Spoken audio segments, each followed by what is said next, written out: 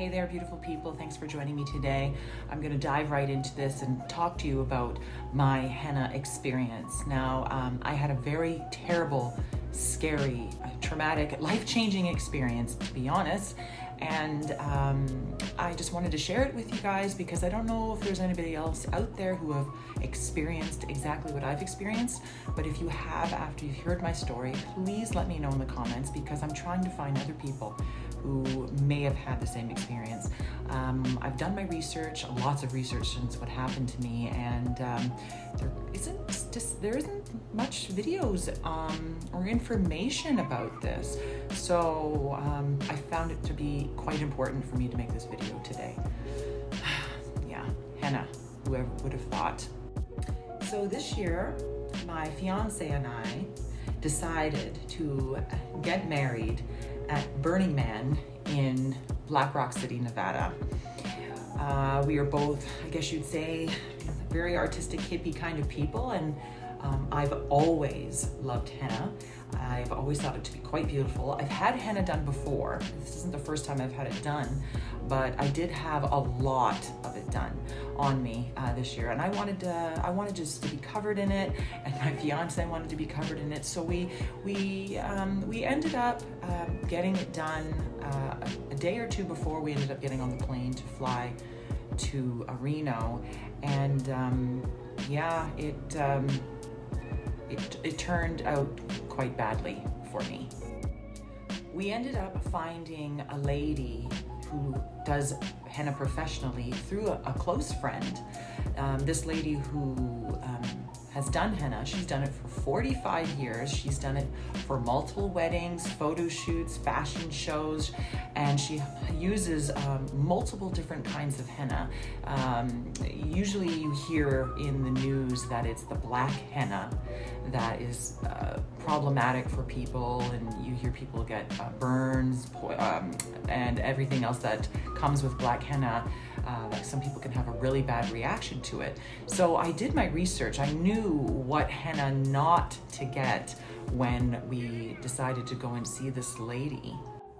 My fiance and I ended up discussing with this lady the different kinds of henna that there are, and we decided on, of course, using the regular red henna that you normally see people wear.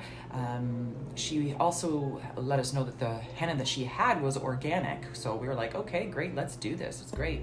We ended up driving to her home, and we were there for a good, oh my goodness, I think it was 4 hours, I think. She ended up doing a giant mandala piece on the center of my fiance's back.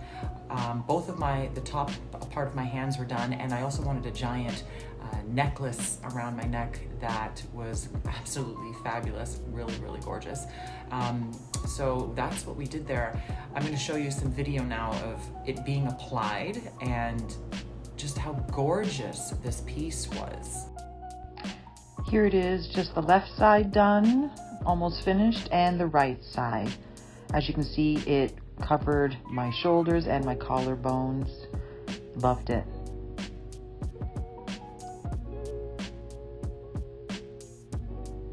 And here's the finished product around my back of my neck and front. And also here is where I had my hands done. As you can see, not black henna.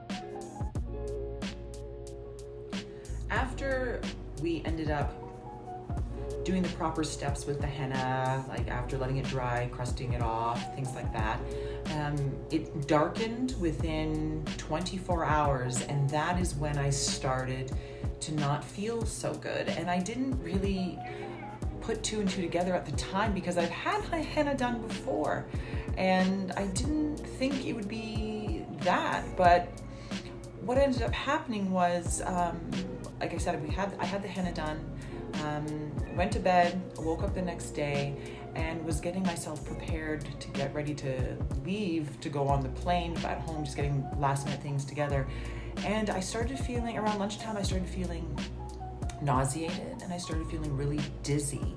And I thought, oh, maybe I just need to eat something.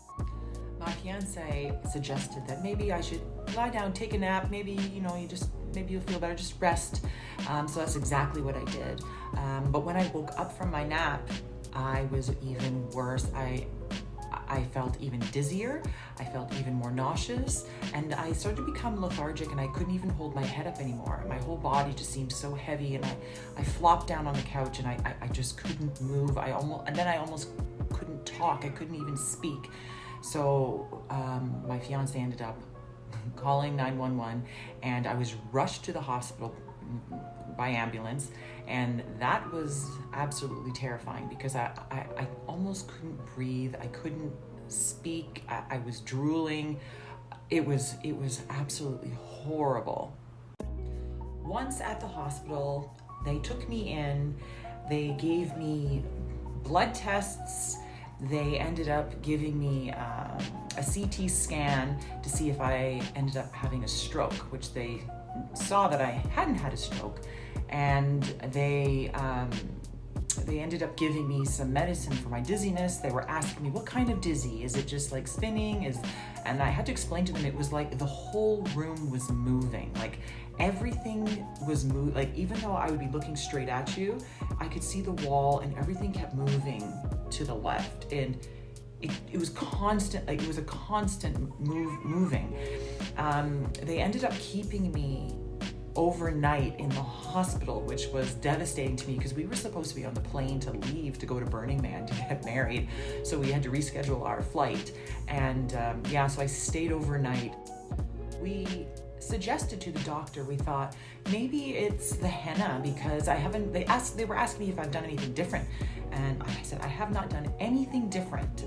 The only thing I've had done differently is that I had henna applied to my body. But the doctors just shrugged it off. They're like, oh no, that's just henna. Like that's on the skin. That wouldn't be causing this. So we were like, okay, I guess not. They're professionals. They obviously know what they're talking about, but I know my body and I hadn't done anything different. I'm not the kind of person to get sick. So it didn't seem right what was going on. But so they kept me overnight. They made me feel a little bit better with some medicine. I stayed till the next morning, and they said that they were going to release me because there's nothing that they could find. But they did schedule me for some appointments with some specialists. We asked the doctor if I was safe to travel because the night that I stayed over in the hospital, my fiance had to go and change our flight one day later. So, we were getting married, we've been planning our wedding, all of our clothes, our guests, everything. So we were like, we are getting married. So like I said, we asked the doctor and he said, no, you are good to travel. When you get back, come and see the specialists for your appointments, but you are good to travel. So I went, okay. And I left the hospital. I still felt weak and I was a little dizzy. They actually diagnosed me with vertigo, and that's all they could say was that I had vertigo. They don't know what was causing the vertigo, but that I had vertigo. I'm thinking, how does somebody all of a sudden just get vertigo? Like it just seemed really strange. So since we got the okay to travel from the doctor, that's what we did. We ended up leaving, getting on our flight that flew from Toronto to Salt Lake City. Then we switched planes from Salt Lake City to Reno. Now the second plane that I was on is when I started feeling weird again. I started feeling dizzy and sick, and I was like, oh my God, I don't know what's going on. We ended up arriving to Reno at like midnight, and we ended up going to the hotel, and I was horrible. I felt terrible. And the thing is that the next morning we were planning on, we had to go back to meet. We were taking the Burner Express bus into Burning Man, and we had to be there at a certain time. We had some things that needed to be done. We needed to get our bikes that needed to come with us to go onto the Burner Express. There was just a whole bunch of other little things that we still had to do, but I couldn't believe how I was feeling. I just thought, okay, you know what? I just gotta rest some more and it will finally start to go away, because I didn't know what was going on. The trooper that I am, we ended up finally getting on the Burner Express and driving out to Black Rock City, and the ride on the bus, I was just getting worse and worse and worse. I thought that if I just got to our camp on the Playa, that I could just rest, just rest there, and I would feel better the next day. That's the only thing I'm just thinking. I must have a stomach bug or something. I don't know. So when we ended up finally getting to the Playa and our camp, it just wasn't getting much better, and I ended up having to, luckily the camp that I was staying with was the medics camp, so they were very helpful, but they ended up sending me to the hospital at Burning Man.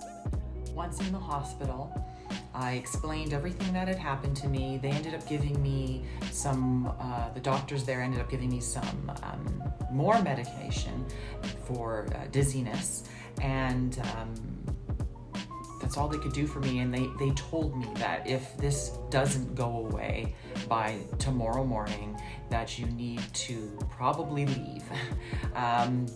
So they gave me the medicine. I actually felt a lot better. I went to sleep on the Playa, woke up Saturday morning, and I was okay until about 11 o'clock, and it started to happen again. I started getting really, really bad again.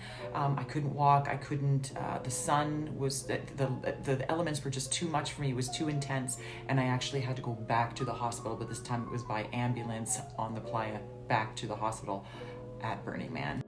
So while in the hospital, the doctors ended up trying to help get rid of the dizziness. And one of the doctors ended up giving me a treatment of this really, really high dosage of medicine that's supposed to silence the connection between the brain and the ear for balance and dizziness. Now, unfortunately, when this happened, my breathing slowed down and stopped. And of course, I didn't know. I just fell asleep like I thought, but I found out afterwards from my fiance that I had stopped breathing, and the doctors had to rush over and get me breathing again by opening my mouth, and I was clenching my jaw supposedly and opening so I would start to breathe on my own, which I did. And my poor fiance was watching this the whole time. Once I had woken up from this quiet sleeping death, it worked. It reset the balance connection from my brain to my ear, and I felt like $1,000,000. I was not dizzy anymore. I got up and started walking around the hospital on the Playa there, and the doctors were flabbergasted because one moment I'm like lying there dead, and the next moment I'm up walking around like, oh, I'm good to go. They were like, okay, so just take it easy, and then they let me go, and I went back to my camp, and I thought, okay, this is great. And so by that time it was like dinner time, and they said if it comes back that you definitely have to leave. So sure enough, it started to come back again. I started to feel really, really bad, and we ended up finding someone who could end up driving us to Reno. By the way, through all of this, we also asked the doctors there as well about maybe it's the henna, and they said, no, it's just on the skin. I've never heard anything ever happened to anybody before with henna. So we were like, okay, it just seems a little weird that, you know, they were just asking if I did anything strange again. I'm like, I haven't done anything. The only thing I've done differently is put henna on my body. So anyways, we ended up getting driven back to Reno, and I was brought to the hospital there. And again, a new doctor. They did all the same things they did to me when I was back home in Toronto. All the things they did to me at the hospital in the Playa, they did the same thing, more medicine, vertigo. That's all they could say. And so they released me from the hospital in Reno, and we ended up having to get a flight back to Toronto because it was unbearable. I couldn't walk, I couldn't do anything, so we had to leave. When my fiance and I got home, we started doing our research just because the timeline of everything just seemed so weird. Nobody was listening to us, so we thought, you know what, we're gonna do our own research. So we looked, and again, like I had said in the beginning of this video, you don't find anything really. It was mostly on black henna that they talk about, but finally we found an article that was written by a doctor in the Arab Emirates, and he was stating that in very rare cases that even with the red henna, there is a chemical in there that is also in certain hair dyes that can, depending on the person, in very rare instances, can cause vertigo and can cause your red blood cell count to become abnormal, dizziness, nausea, things like that. And you know what's so weird is that when all the doctors did my blood tests, the only thing that was abnormal was that my red blood cell count was abnormally low. It also stated in this article that you should not be putting the henna on small children because it bursts red blood cells. Could not even believe this. So we ended up taking this article because I ended up having to still go see another stroke specialist and an ear, nose, and throat specialist. And I took this article to these doctors because I wanted them to look at it to let them know that, you know, I don't know if you guys have heard of this or studied this. I could only find one doctor to talk about this because it really needs to be talked about more in the medical community, because there could be so many other women out there who are going through or have gone through what I have, and it's just dismissed as, oh, it's just henna. No, that's with black henna. That's not with red henna. What was quite frustrating about all of this is some doctors don't like to hear about what other doctors have to say about studies, and it was a legit study by a doctor, and some doctors just didn't want to listen. Just like my whole experience, the doctors were like, oh no, they just brushing it off like it was nothing. The one specialist I saw, the stroke specialist, he was actually interested, and he asked me to leave the article with him because he wanted to dive into it a little bit more. He thought it was fascinating. But the ear, nose, and throat doctor, she was like, I don't know, I've never heard of anything like that. I said, I know, that's why I'm talking to you about it. Just the timeline is just so strange. So she wanted to rule it out. So she ended up sending me to the hospital for another test, which was called a balance test. And what I found out when I was there. But the results showed that I ended up in my right ear now have permanent ear damage to the nerve in my ear that affects your balance. Now, they thought that it was quite strange because of how the rest of, like, all the other tests I did, everything is fine, and the different nerves in my ear, that only one nerve was affected. Now, I'm all better now, like, my balance is fine, I'm good to go, but it is permanently damaged. So the doctor did tell me that as I get older, if I'm not as mobile, just sitting down for long periods of time, so if I get up, I might be like a little dizzy. So you always have to keep active. So that is really disappointing. So when I had my final meeting with this ear, nose, and throat specialist, she said, okay, so you do have some permanent damage left in your ear, and